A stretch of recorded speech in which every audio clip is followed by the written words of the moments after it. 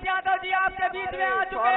खान जी, माननीय राष्ट्रीय अध्यक्ष जी, आप सभी के बीच पर विराजमान सभी समाजवादी पार्टी के नेतागण, दूसरे मंच पर विराजमान समाजवादी पार्टी के नेतागण, दोस्तों, जनपद के कोने कोने से आए हमारे बुजुर्ग नौजवान साथियों, पत्रकार बंधुओं, दोस्तों, ये जंग अखिलेश यादव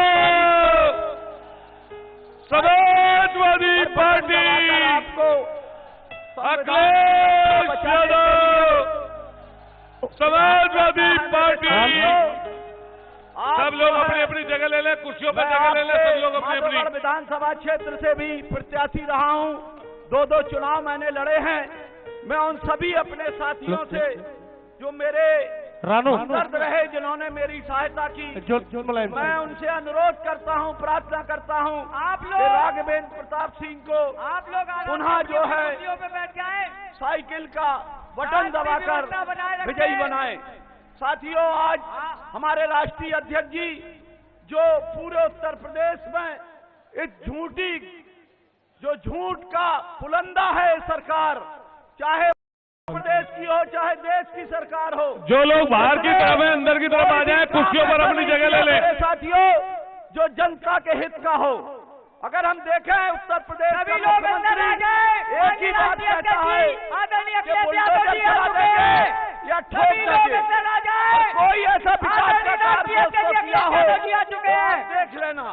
और मुख्यमंत्री जी ने जो लोग स्कूल के ऊपर हैं वो नीचे की तरफ आ जाए। योजनाएं दी हैं, 300 यूनिट बिजली फ्री, 10 रुपए में खाना, बहुत सी ऐसी योजनाएं हैं दोस्तों किसानों के लिए। किसानों के हित में उन्होंने जो ट्यूबवेल है प्राइवेट, उसकी सिंचाई फ्री, और बहुत सी ऐसी योजनाएं उन्होंने दी हैं। दोस्तों, आप सब 20 तारीख को हम तीनों साथियों को साइकिल पर बटन दबाकर दोस्तों विजय श्री दिलाएं और माननीय अखिलेश जी के हाथों को मजबूत करें। जय हिंद, जय समाजवाद। अखिलेश यादव, अखिलेश यादव, भाइयों, समाजवादी पार्टी, समाजवादी पार्टी, भाइयों, अखिलेश यादव, बताते हुए अखिलेश यादव। एक जो हमारे स्कूल से नीचे की तरफ आकर अपनी अपनी कुर्सियां ले लें।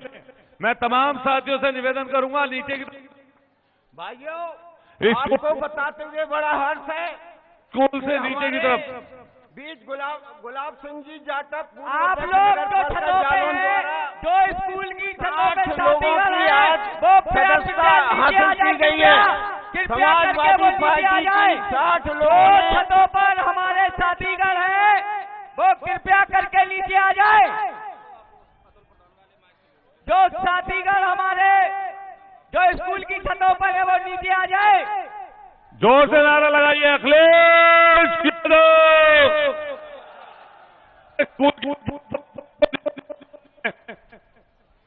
अखिलेश यादव, अखिलेश यादव, अखिलेश यादव, अखिलेश यादव। और तेज से बोलो भाई, क्या खाना खा के नहीं आए क्या आप लोग?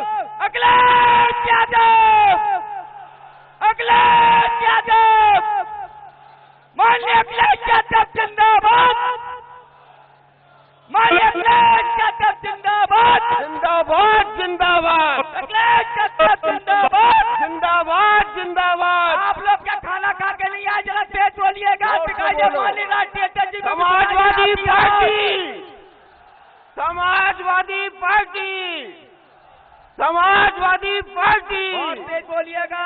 अखिलेश यादव, अखिलेश यादव, एक आवाज में बोलिएगा। जिंदाबाद, जिंदाबाद, जिंदाबाद, अखिलेश यादव, अखिलेश यादव, अखिलेश यादव, माननीय अखिलेश यादव जिंदाबाद, अखिलेश यादव जिंदाबाद। सारे लोग बैठ जाओ भाई, सारे लोग शांति व्यवस्था बनाए रखे। आप लोग आराम से अपनी अपनी जगहों पर बैठ जाए। आप लोग कृपया करके बैठ जाए। शांति व्यवस्था बनाए के माननीय राष्ट्रीय अध्यक्ष जी को आप लोग सुनेंगे अभी। माननीय राष्ट्रीय अध्यक्ष जी का हमारे बीच माननीय राष्ट्रीय अध्यक्ष जी आ चुके हैं। इस माधवगढ़ क्षेत्र के युवा प्रत्याशी हमारे बीच राघवेंद्र सिंह जी आपके सामने हैं। से निवेदन करूंगा कि वो आए और अपना अखिलेश जी का स्वागत करें। बहुत बहुत धन्यवाद संचालक महोदय। जैसा कि मैं देख रहा हूं सामने अपने युवा साथियों का जोश और उत्साह अपने सभा पर है। मैं चाहता हूं आप इतने जोर से जिंदाबाद करें कि आपके नारों की गूंज लखनऊ की विधानसभा तक पहुंचे और हम पूर्ण बहुमत की सरकार लेकर आए। Akhilesh Yadav, Akhilesh Yadav, Samajwadi Party, Samajwadi party. धन्यवाद साथियों, हमें जिस पल का इंतजार था वो पल आ गया है। हमारे बीच पूरे देश के लोकप्रिय नेता, विकास पुरुष और आधुनिक उत्तर प्रदेश की नींव रखने वाले हम सबके नेता आदरणीय अखिलेश यादव जी हम सबके बीच में आ चुके हैं। समय की कमी है, उनका आदेश प्राप्त हुआ है कि कार्यक्रम को बहुत जल्दी समाप्त करना है। चुनाव का आखिरी दिन है और साथ में संकल्प लेकर जाना है कि आने वाले दिनों में मतदान में हम बढ़ चढ़कर हिस्सा लें। साथ में 350 और 400 के बीच में सीटें लेकर आएं, एक मजबूत और स्थायी सरकार दें जिससे उत्तर प्रदेश का चहुमुखी विकास हो सके, हर गरीब और कुचले की आवाज को बुलंदी से उठाया जा सके। साथ में उन्होंने युवा साथियों के लिए विशेष अपील की है कि जो जोश यहां दिखाई दे रहा है, इस जोश को मतदान स्थल तक बनाए रखना है। एक एक वोट हमें घर से निकालकर ईवीएम तक पहुंचाना है। इन्हीं विचारों और निवेदन के साथ मैं आपसे पुनः गुजारिश करूंगा, एक बार जोर से मेरे साथ आवाज मिलाएंगे। समाजवादी पार्टी जिंदाबाद, समाजवादी पार्टी। बहुत बहुत धन्यवाद। अब आप जिस बेसब्री से इंतजार कर रहे थे, हमारे माननीय राष्ट्रीय अध्यक्ष जी आ गए हैं। मैं उनका स्वागत करता हूं। बहुत बहुत धन्यवाद आपका।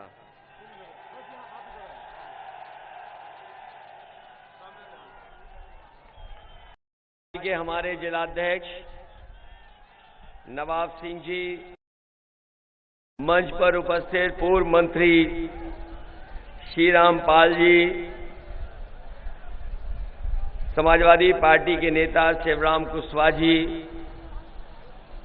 माधवगढ़ के हमारे समाजवादी पार्टी के प्रत्याशी राघवेंद्र प्रताप जी, कालपी के समाजवादी पार्टी के प्रत्याशी विनोद चतुर्वेदी जी, उरई समाजवादी पार्टी के प्रत्याशी और गठबंधन के प्रत्याशी दयाशंकर वर्मा जी, दीपराज गुजर जी, महेंद्र कठेरिया, आनंद यादव जी, अजहर बेग साहब, सौरभ खां जी, धीरेन्द्र यादव जी, अनिल वैद जी, राष्ट्रीय लोकदल के नेता शैलेंद्र यादव, नारायण दास अहिरवार, केशवेंद्र सिंह हरिओम उपाध्यक्ष और पार्टी के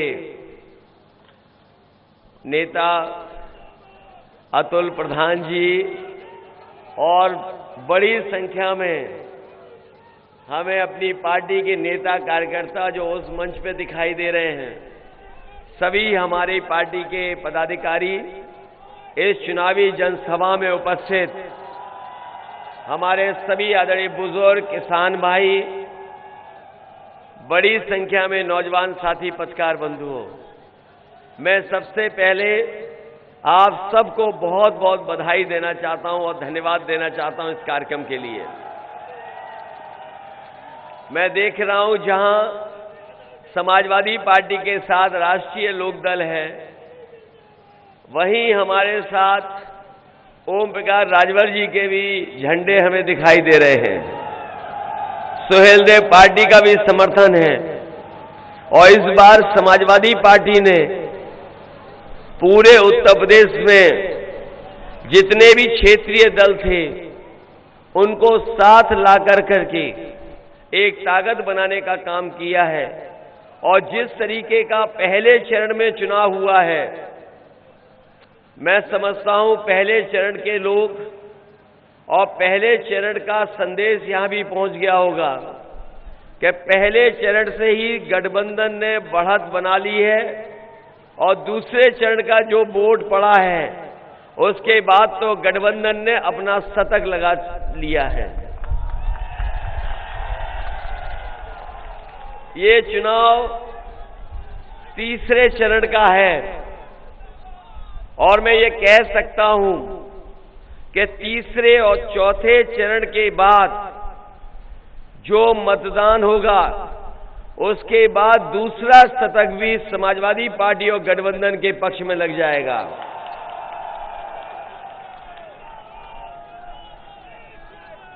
और जो लोग गर्मी निकालते फिर रहे हैं,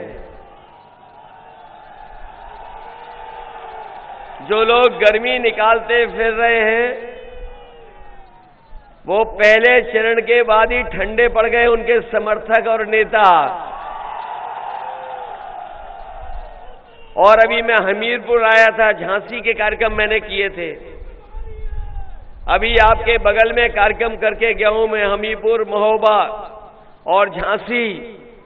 जो समर्थन मिला है उसके बाद तो भारतीय जनता पार्टी के नेता कार्यकर्ता सुन्न पड़ चुके हैं। और मैं कह के जा रहा हूं, ये तीसरे चरण में भारतीय जनता पार्टी के शून्य होने जा रही है। शून्य, इसको कोई वोट मिलने वाला नहीं है। हमारे बुंदेलखंड के लोगों, इससे ज्यादा समर्थन मैं समझता हूं किसी दल को नहीं मिला होगा। यहां की जनता ने भारतीय जनता पार्टी को 14, 17, 19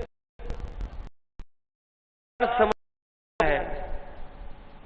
और अगर आज हम देखें बुंदेलखंड में कुछ हिस्से में चुनाव तीसरे चरण, चौथे चरण में नहीं हुआ, शायद किसी दल ने नहीं किया होगा जितना बड़ा धोखा भारतीय जनता पार्टी ने किया है। मैं इनके नेताओं के भाषण सुन रहा हूं, मैं इनके नेताओं के भाषण सुन रहा हूं। बगल में ही बाबा मुख्यमंत्री जी आए थे, उनका मैंने सुना। उन्होंने कहा कि उन्होंने न जाने क्या क्या बुंदेलखंड को दे दिया है। बताओ बुंदेलखंड के भाइयों बहनों, नौजवान साथियों, क्या मिल गया आपको? क्या आपकी आय दोगुनी हो गई? आप इनका घोषणा पत्र उठा करके देखिए। हमारे पत्रकार साथी जानते होंगे, ये वही लोग हैं जो कह रहे थे कि किसानों की 2022 तक आय दोगुनी हो जाएगी। बताएं हमारे किसान भाई, आय किसी की दोगुनी हो गई हो? और जो सरकारी खरीद में जो कीमत मिलनी चाहिए थी आपकी फसल को, एमएसपी, ये सरकार एमएसपी भी नहीं दिलवा पाई। धान की लूट हो गई और कमाई आदि कर दी। महंगाई इतनी बड़ी है जिसकी कोई कल्पना नहीं कर सकता है। बताओ डीजल पेट्रोल महंगा हो गया कि नहीं हो गया? और जब खाद की बोरी लेने गए होंगे, डीएपी की बोरी लेने गए होंगे किसान भाई, बताओ बोरी मिल गई आपको खाद की कि नहीं मिली? और जब बोरी लाए भी होगे तो उसमें भी 5 किलो की चोरी हो गई कि नहीं हो गई? 5 किलो की चोरी केवल खाद में नहीं हुई है। याद कीजिए, आपके ऊपर 2017 में नोटबंदी कर करके बताओ आपके पैसे को बैंकों में जमा करा लिया और बाद में बैंकों से बड़े बड़े उद्योगपति पैसा लेकर के भाग गए कि नहीं भाग गए? आपका पैसा जो जमा था बैंक में उसकी चोरी हो गई कि नहीं हो गई? और अभी कुछ दिन पहले एक उद्योगपति 28 बैंकों का पैसा लेके भाग गया। ये पढ़ा कि नहीं पढ़ा अखबारों में आपने?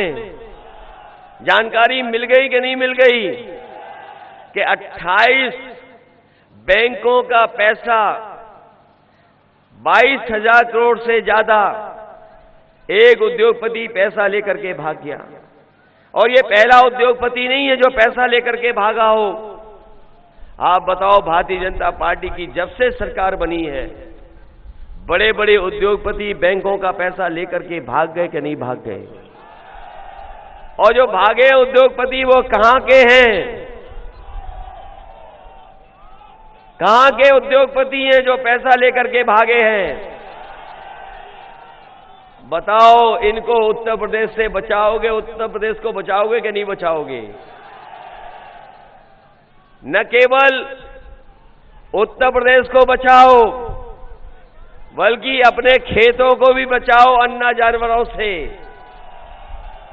तार लग गए कि नहीं लग गए? तार लगाए किसानों ने रात भर जग करके।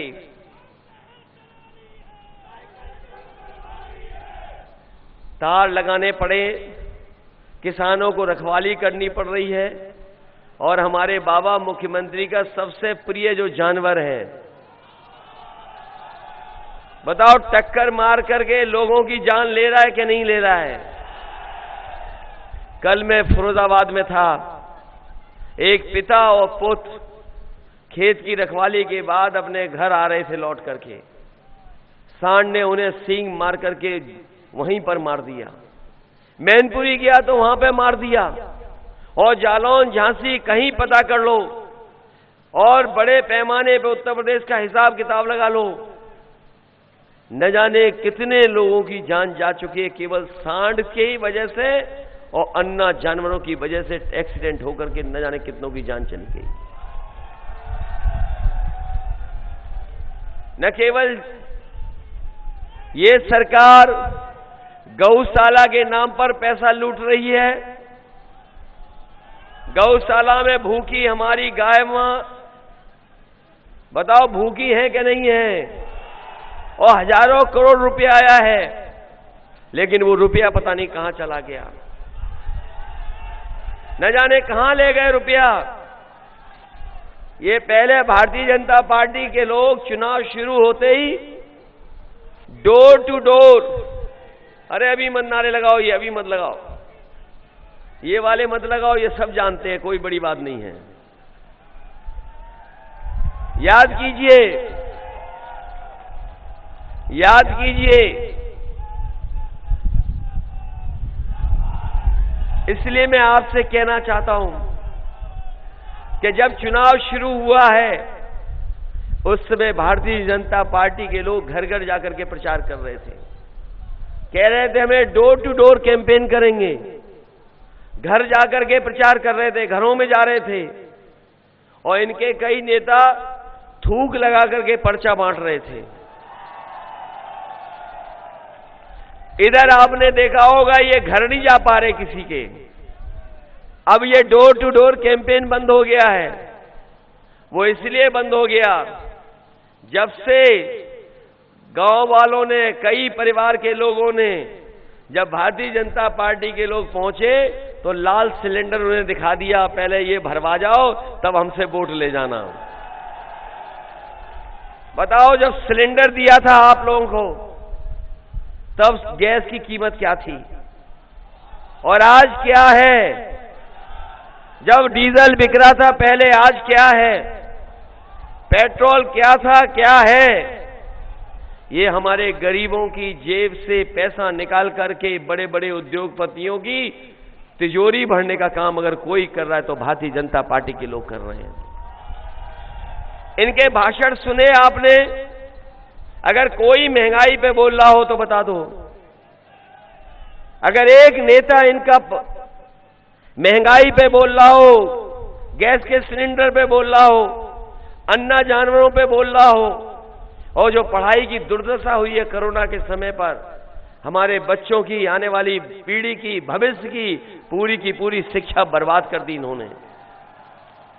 बताओ बर्बाद हो गई कि नहीं हो गई शिक्षा? और जिस समय बीमारी आई थी, हम और आप लोग बीमारी के हर पालन कर रहे थे। न ये सरकार दवाई दे पाई, न अस्पतालों में बिस्तर दे पाई, और न सांसों के लिए सबसे जरूरी चीज थी ऑक्सीजन। बताओ ऑक्सीजन के सिलेंडर भी इन्हें दिले पाए गए। न जाने कितने लोगों की जान चली गई। अगर समय पर इलाज मिल जाता, समय पर दवाई मिल जाती, तो न जाने कितने लोगों की जान बच जाती। लेकिन इस सरकार ने किसी भी गरीब की मदद नहीं की। और आपने देखा होगा सड़कों पर किस तरीके से लोग गुजरात से, महाराष्ट्र से, जो उत्तर प्रदेश के दूसरे हिस्से में रहते हैं, हमारे मजदूर भाई पैदल पैदल चल करके आए थे। कई लोग न जाने कितने दिन चले, चल चल करके अपने घर पहुंचे थे। यही झांसी का बॉर्डर बंद कर दिया था, लेकिन मजदूरों ने उस बॉर्डर को तोड़ करके निकलने का काम किया, लेकिन सरकार ने कोई इंतजाम नहीं किया। वो पैदल पैदल घर पहुंचे थे, नंगे पैर पहुंचे, अपना आगे पहुंचे। और याद करिए वो घटना जिस समय एक गर्भवती मां महाराष्ट्र से चल करके आई थी पैदल, और ललितपुर के बेटी हुई। इस सरकार ने कोई मदद नहीं की। 3 घंटे वो इंतजार की, और उसके बाद मजबूरी में फिर वो पैदल पैदल अपने घर पहुंच गई। अगर उस समय किसी ने मदद की थी उस परिवार की, तो समाजवादी पार्टी और मैंने खुद उस परिवार को 1 लाख रुपए देकर के मदद करने का काम किया।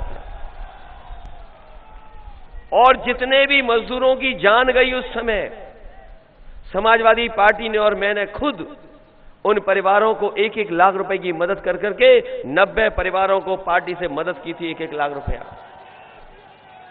ये जो आ रहे हैं परिवारवादी कहने वाले लोग, ये जो परिवारवादी कह रहे हैं कि घोर परिवारवादी हैं, याद रखना आप लोग, जिसका परिवार होता है वो ही परिवार वालों का दुख और दर्द समझ सकता है।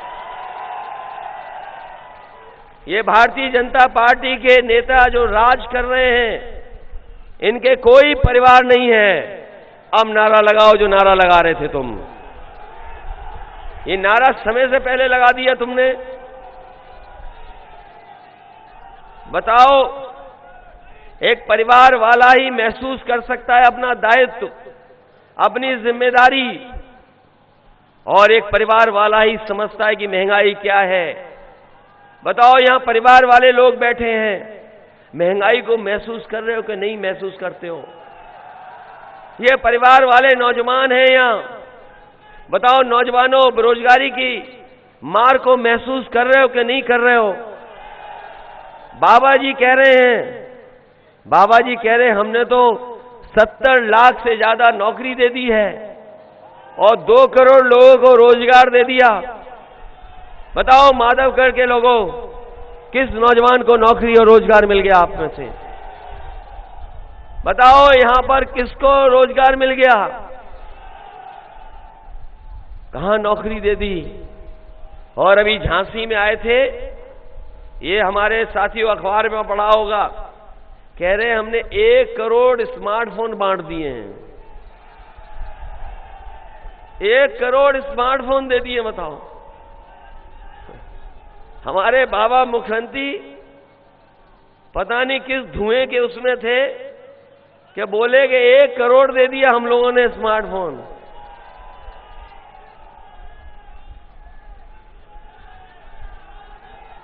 एक करोड़ स्मार्टफोन कहां मिल गया? बताओ माधवगढ़ के नौजवानों, किसको मिल गया आपको? न लैपटॉप दिया, न टैबलेट दी, और न स्मार्टफोन दिया। और वो देते भी क्यों आपको? बाबा जी खुद कंप्यूटर नहीं चला पाते हैं। ये जो डिजिटल इंडिया का सपना दिखा रहे थे, ये भारत डिजिटल नहीं बन पाया, हमारा देश डिजिटल नहीं बन पाया। ये नौजवान जानते होंगे, हमारा देश नहीं डिजिटल बन पाया, लेकिन व्यापार करने वाले अमेरिका की बड़ी बड़ी कंपनियां समझ गई कि कारोबार कैसे किया जाता है। हमारा देश नहीं बढ़ा, बीजेपी के लोगों ने हमारे अपने देश को नहीं बढ़ाया, बड़ा बड़ा कारोबार और लोगों को दे दिया, और वो कारोबार इस हद तक कर रहे हैं कि आज अगर जानकारी करोगे मोबाइल के माध्यम से, जो सामान लेना चाहो वो मिल जाएगा, और साथ में कंडे भी बेच रहे हैं। सोचो आप, अमेरिका की कंपनी कंडे बेच रही है और हमारे नौजवान सड़कों पर बिना डिग्री अच्छी लेकर के ऐसे ही भटक रहे हैं। सोचिए आप, ये बीजेपी के लोग ले कहां जा रहे हैं? इनसे अच्छा झूठ कोई नहीं बोल सकता, इनसे बढ़िया झूठ कोई नहीं बोल सकता जो भारतीय जनता पार्टी के लोग झूठ बोलते हैं। इनके छोटे नेता छोटा झूठ बोल रहे हैं, बड़े नेता बड़ा झूठ बोल रहे हैं, और जो सबसे बड़े नेता हैं वो सबसे बड़ा झूठ बोल रहे हैं। ये मानते हो कि नहीं मानते हो? फेंकू नहीं, झूठे हैं। इनके बड़े नेता कैसा कैसा झूठ बोल रहे हैं, सोचो। और याद कीजिए किसान भाइयों, मैं संकल्प लेना शुरू किया था, अन्न संकल्प ले रहा था मैंने अन्न संकल्प लिया, और मैंने बहुत सारे लोगों को अन्न संकल्प भी दिलवाया। मैंने कहा कि किसानों के सम्मान में, किसानों की मदद के लिए हम ये लगातार अन्न संकल्प ले रहे हैं, और इसलिए अन्न संकल्प ले रहे हैं कि उत्तर प्रदेश से हम चाहते हमारे किसान और गरीब भारतीय जनता पार्टी को हराएं और हटाएं भी, जिससे हमारा उत्तर प्रदेश खुशहाली के रास्ते पे जाए। लेकिन बुंदेलखंड, यहां पर जो समस्याएं हैं पलायन की है, यहां तमाम लोगों को नौकरी रोजगार नहीं है, बाहर जाना पड़ रहा है। यहां पर पानी का इंतजाम सही हो, पानी के साथ साथ अन्ना जानवरों की समस्या का समाधान हो।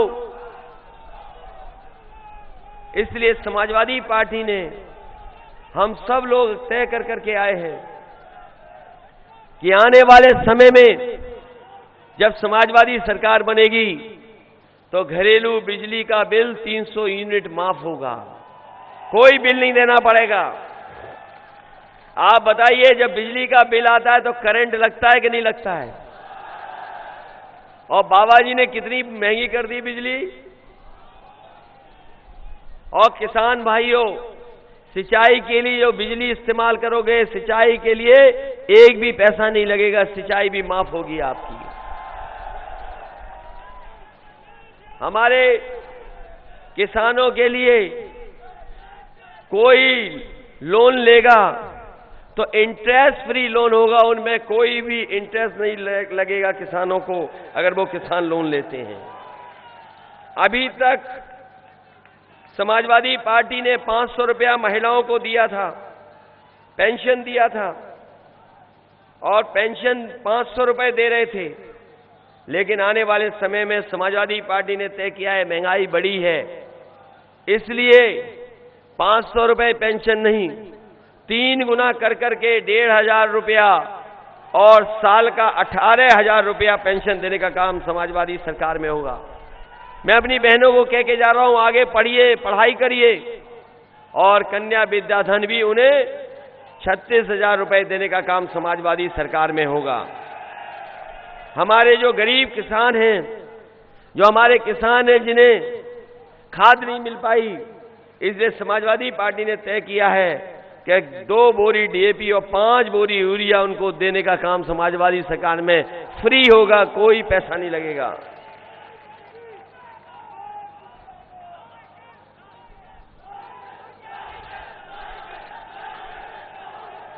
और न केवल ये चीजें, इसके साथ साथ नौजवानों के लिए तय किया है कि जो लोग गर्मी निकालने की बात कर रहे थे, मैं उन्हें कहना चाहता हूं कि पिछले 3 साल से कोई भी फौज में भर्ती नहीं हुई है। इसलिए समाजवादी सरकार बनेगी तो फौज की नौकरी और पुलिस की नौकरी का भी इंतजाम समाजवादी पार्टी की सरकार में होगा। साथ ही साथ 11 लाख पद खाली हैं सरकार के। 11 लाख पदों को भी भरने का काम समाजवादी सरकार में होगा, जिससे नौजवानों का भविष्य बन जाए। मुझे याद है कि जिस समय नेताजी की सरकार थी तो आपके जिले को मेडिकल कॉलेज मिला था। समाजवादी सरकार जब दोबारा बनी तो उस मेडिकल कॉलेज को और अच्छा किया गया। कम से कम बच्चे पढ़ लिख करके डॉक्टर बन जाएं और आसपास के गरीबों को कहीं और न जाना पड़े, इलाज यहीं मिल जाए।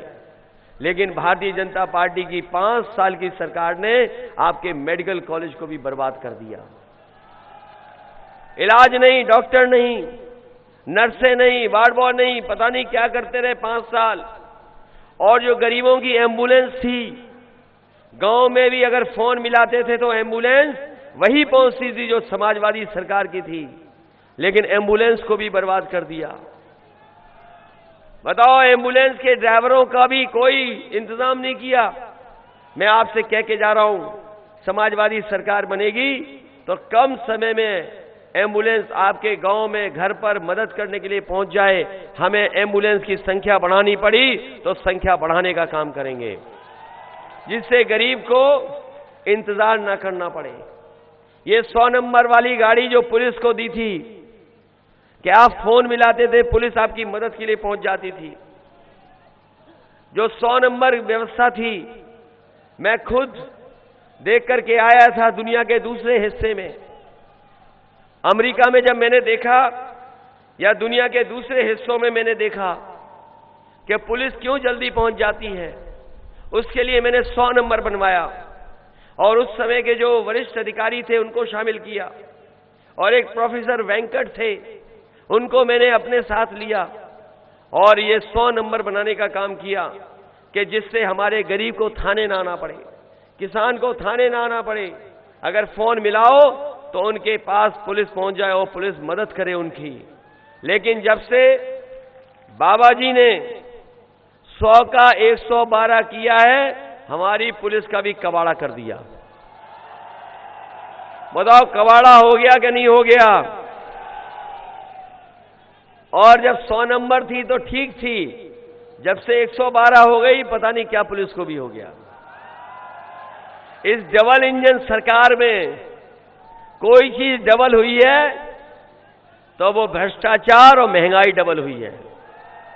बताओ, भ्रष्टाचार और महंगाई डबल हो गई कि नहीं हो गई? और ये लोग जो कानून व्यवस्था के बारे में कहते हैं, कानून व्यवस्था समाजवादी आएगी तो कानून व्यवस्था खराब हो जाएगी। बताओ, बाबा मुख्यमंत्री पे मुकदमे हैं कि नहीं थे? हम पे एक मुकदमा हो तो बता दो आप। और अपने जीवन में जो हमारा पहला मुकदमा लगाया वो भी बाबा मुख्यमंत्री ने लगाया। वो भी कौन सा मुकदमा लगा? जब हम किसानों के आंदोलन में शामिल होने जा रहे थे तो कोरोना वाली धारा लगा दी हम पे भी। बताओ कैसे बाबा मुख्यमंत्री है और उनके ऊपर कौन कौन से मुकदमे, कभी सोचा आपने? और इनकी सरकार तो ऐसी है, इनकी सरकार तो ऐसी है कि जहां पर एक पुलिस कप्तान आईपीएस फरार है। बताओ, फरार है कि नहीं आईपीएस? ये महोबा में था आईपीएस और आईपीएस फरार है, अभी तक नहीं पकड़ा गया। और क्यों नहीं पकड़ा गया? क्योंकि उसके गुजरात से संबंध है, इसलिए वो आईपीएस आज तक नहीं पकड़ा गया। आप जानकारी कर लेना, पता कर लेना कि वो आईपीएस इसलिए फरार है क्योंकि गुजरात से उसके संबंध हैं। और बताइए, कभी भी कोई माफिया क्रिकेट खेल सकता है? जो 25,000 इनामी हो वो बताओ क्रिकेट खेल रहा, 25,000 इनामी क्रिकेट खेल रहा। इसलिए मैं आपको भरोसा दिला के जा रहा हूं। आप सूची उठा करके देख लो, सबसे ज्यादा आपराधिक मुकदमे वाले प्रत्याशी अगर किसी पार्टी में हैं तो वो भारतीय जनता पार्टी में है। मैं तो अपने पत्रकार साथियों से कहूंगा, आप जानकारी कर लो, सबसे ज्यादा आपराधिक मुकदमे वाले अगर कहीं है तो वो भारतीय जनता पार्टी में है। और ऐसी सरकार है जिन्होंने किसानों की जान ले ली, 750 किसानों की जान ली सरकार ने। जिस समय 3 काले कानून लागू किए थे, मैं अपने किसान भाइयों से कहूंगा कि अन्न संकल्प के साथ साथ अपनी मिट्टी की भी, खेत की मिट्टी की भी कसम खाइए, क्योंकि भाजपाई अगर आ गए तो ये जमीन भी बेच देंगे और आपके खेत भी बेच देंगे। ऐसे कानून लेकर के आ जाएंगे। जो कानून आए थे 3 काले कानून लाए गए थे, उनके खिलाफ जब किसान खड़ा हो गया और लगातार संघर्ष किया, ये भारतीय जनता पार्टी के वो लोग हैं जिन्होंने कीलें लगवाई, ये वो लोग हैं जिन्होंने बोल्डर लगवाए, उन्होंने पुलिस लगा दी। अगर वो ट्रैक्टर से निकलता था तो ट्रैक्टर पे एफआईआर हो जाती थी, अगर वो ट्रैक्टर में डीजल भराने जाता था तो डीजल नहीं भरते थे। और 750 किसान शहीद हुए, और 750 किसान शहीद हुए तब जाकर के काले कानून वापस हुए हैं। और ये काले कानून किसान के सम्मान में नहीं हुए हैं, ये जानते थे कि उत्तर प्रदेश और पंजाब में इनका सफाया हो जाएगा, इसलिए इन्होंने तीनों काले कानून वापस लिए हैं। मैं तो कहना चाहता हूं कि ये भारतीय जनता पार्टी के लोग और भारतीय जनता पार्टी के प्रत्याशी अगर कान पकड़ करके भी 700 बार उठक बैठक लगाएंगे, तब भी ये किसान इन भारतीय जनता पार्टी को माफ करने वाले नहीं हैं। बताओ किसान भाइयों, माफ कर दोगे? मुझे खुशी है उस बात की। मैं बधाई देता हूं पंजाब के किसानों को कि वो किसान उनकी सभा में नहीं आए, खाली कुर्सियां पड़ी रहीं, कोई पहुंचा नहीं किसान। बताओ किसानों को, किसान जो शहीद हुए 750, ये सरकार को कभी माफ कर सकते हैं? इस बार किसान ने तय किया है, जैसा पहले चरण और दूसरे चरण में हुआ है, किसान ने इन्हें माफ नहीं किया है, पूरा का पूरा साफ कर दिया इस बार इनको। यहां भी सुनने में आया एक बेटी के लापता हुई 2 दिन पहले, एक बच्ची 2 दिन पहले लापता हुई। बताओ, बाबा मुख्यमंत्री झांसी में सो रहे थे, ये झांसी में सो रहे थे यहीं पर, और लापता हो गई, और आज सुनने में आया कि उसकी लाश मिली है। कौन जिम्मेदार है? अगर कोई जिम्मेदार है उसके लिए तो बाबा मुख्यमंत्री जिम्मेदार है। और ये मैं नहीं कहता आंकड़े उठा लो, हम तो कहेंगे पत्रकार साथियों, आप भी ईमानदार बन जाओ, कभी कभी आंकड़े दिखाया करो कि सबसे ज्यादा असुरक्षित देश में महिलाएं कहीं हैं तो वो उत्तर प्रदेश में हैं। सबसे ज्यादा असुरक्षित महिलाएं अगर कहीं हैं तो उत्तर प्रदेश में हैं।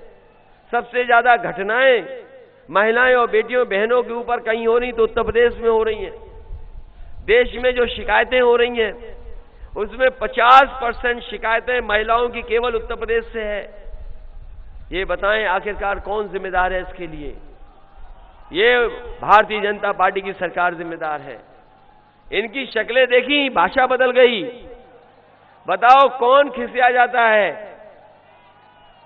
आप तो इन बातों को जानते हो कि कौन खिसियाता है? जो हारने लगता है। इनकी भाषा देखी, कहां की भाषा इस्तेमाल कर रहे हैं? अरे बहन, ये क्यों? मैं जानता हूं 5 साल आप लड़ती नहीं, बाबा मुख्यमंत्री से आपकी मदद नहीं की। बीएड टेट वालों की मदद समाजवादी पार्टी करेगी सरकार बनने पर, और आपने हमारा घोषणा पत्र भी पढ़ लिया होगा कि बीएड और टेट वालों की नौकरी का इंतजाम भी समाजवादी सरकार में होगा। शिक्षा मित्रों की भी मदद कर रहे हैं, बीपीएड बीएड वालों की मदद कर रहे हैं।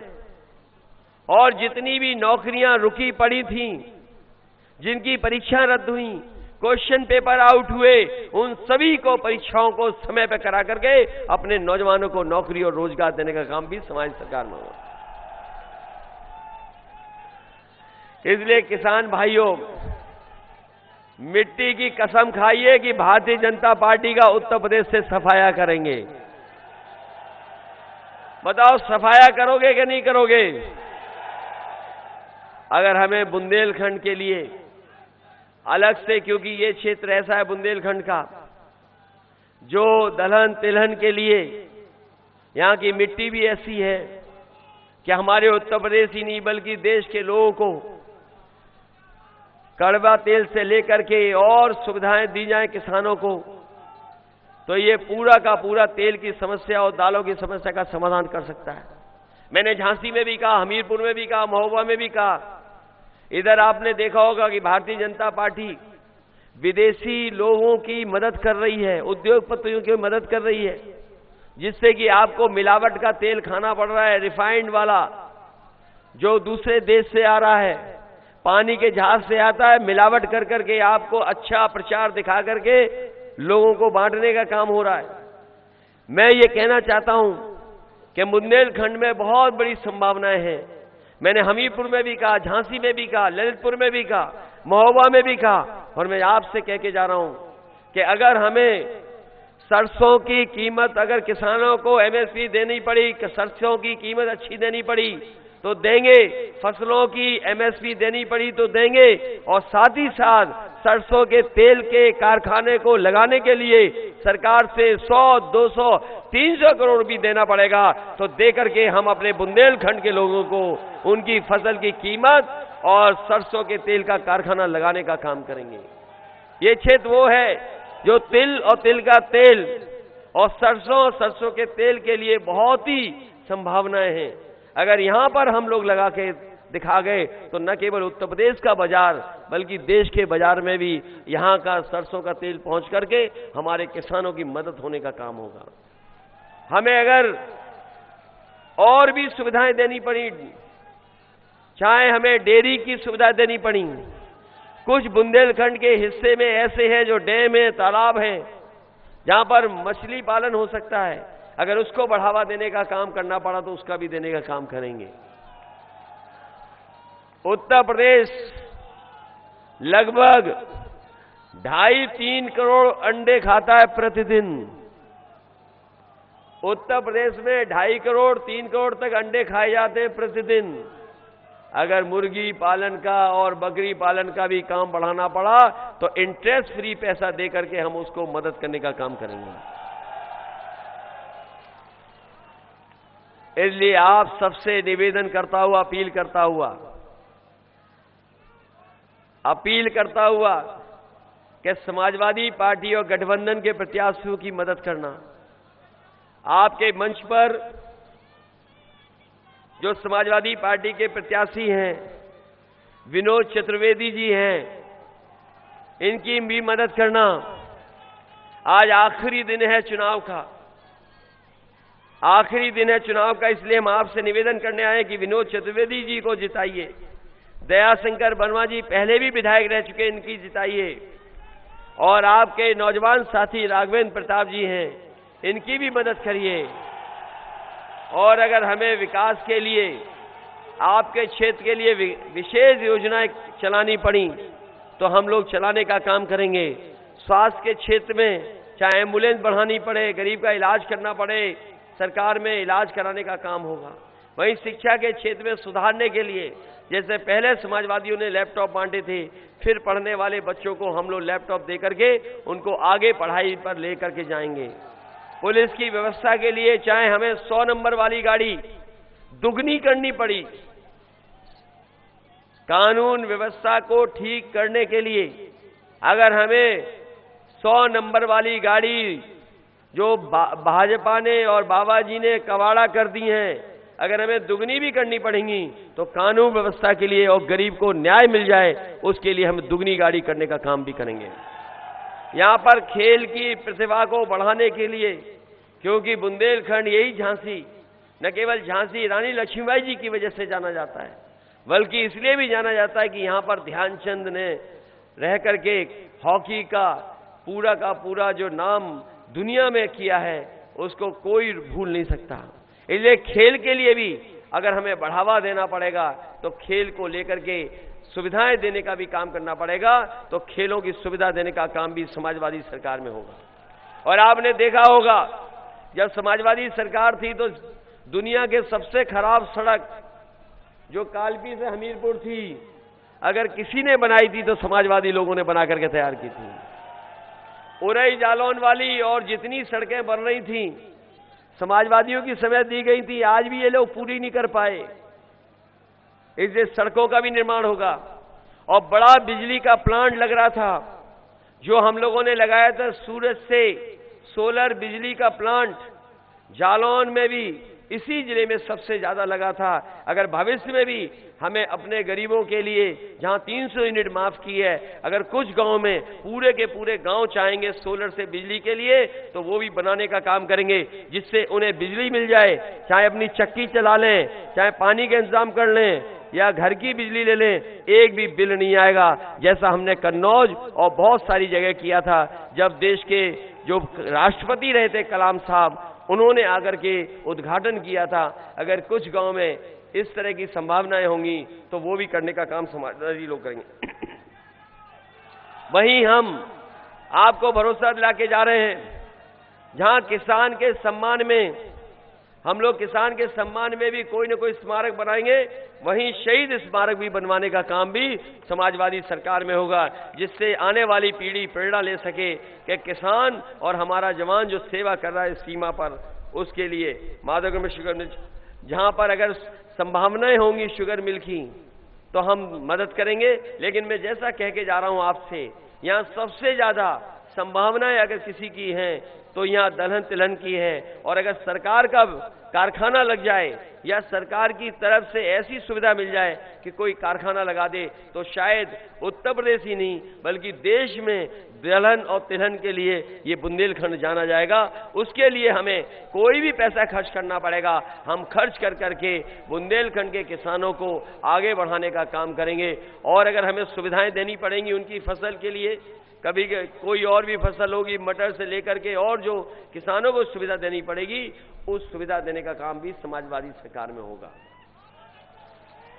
तो बताइए आप लोग मदद करोगे कि नहीं करोगे? माधवगढ़ वाले अभी तो जीत के दिखाओ, साइकिल चलाओगे इस बार के नहीं चलाओगे? आपने सब देख लिया, बीजेपी को देख लिया कि नहीं देख लिया? बसपा की तो सरकार बनने वाली नहीं है। कहीं बसपा की सरकार बनने वाली है बताओ? और भाजपा को देख लिया, और सरकार किसकी बनने जा रही है? आप जानकारी कर लो, पहले दूसरे चरण में ही शतक मार दिया है समाजवादी और आरएलडी ने। तीसरे चौथे के बाद पीछे नहीं मुड़ना है हम लोगों को। तीसरे जब तक 7वें चरण पर चुनाव जाएगा, आप पता कर लेना भारतीय जनता पार्टी के बूथों पर भूत नाचेंगे, भूत नाचेंगे। इसलिए इन झूठों से बचाओ हमें। बताओ बचाओगे कि नहीं बचाओगे? और याद रखना, जिनके पास परिवार नहीं है वो परिवार वालों का दुख नहीं समझ सकते। बहुत बहुत धन्यवाद आप सबका, बहुत बहुत बधाई सब आपको। मैं बहुत सारे जो लोग आज समाजवादी पार्टी में शामिल हो रहे हैं, रामदास जाटव, गोविंद राम जाटव और दोहरे समाज के बड़ी संख्या में लोग शामिल हो रहे हैं, उनका मैं धन्यवाद देता हूं। ब्रजभूषण कुशवाहा जी की जो भारतीय जनता पार्टी के बड़ी संख्या में समाजवादी पार्टी में शामिल हो रहे हैं, मैं उनका भी धन्यवाद देता हूं। ये तीसरे चरण का चुनाव बहुत महत्वपूर्ण चुनाव है। इस तीसरे चरण में हम भी लड़ रहे हैं, ये पता है कि नहीं पता है आपको? और तीसरे चरण में हम इसलिए लड़ रहे हैं कि हम बाबा मुख्यमंत्री से पहले लड़कर के आगे पहुंच जाएं। और उन्हें तो पहले ही घर भेज दिया है, जो पैदल पैदल चलाया उन्हें, याद है कि नहीं याद है? इसलिए बहुत बहुत धन्यवाद आप सबका।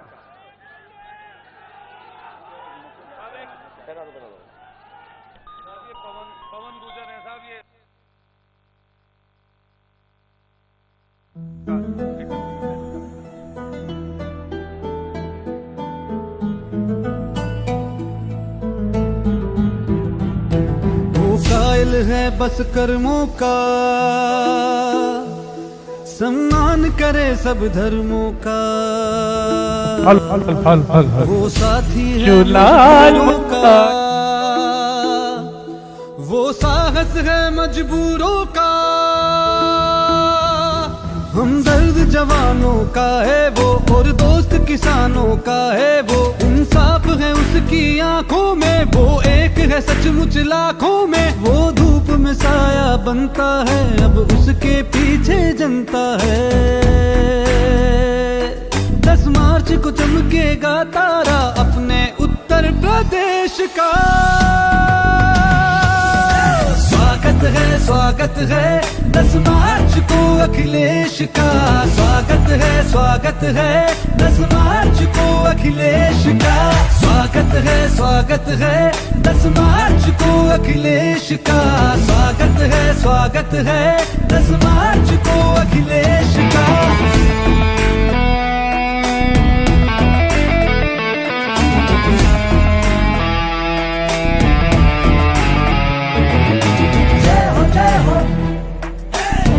जय हो अखिलेश की, जय हो अखिलेश की।